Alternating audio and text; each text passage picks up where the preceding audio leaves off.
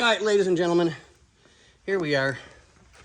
We're under the hood for the moment, trying to get some of the wires routed. I got to get them to the starter. Oops, sorry. Got to get them to the starter, the alternator. Here's our ignition run,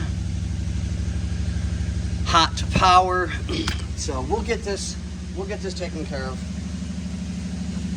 So trying to get it into a little bit of a harness, get it bolted up so that it's out of the way, so that it looks somewhat decent, or figure out a way that I can route it that it looks like it's supposed to be there or supposed to have been there, one of the two.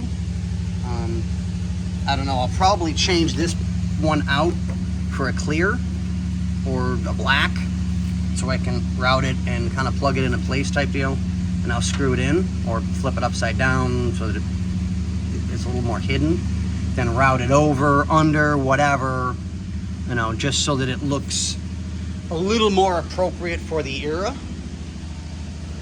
So we'll get everything taken care of, guys.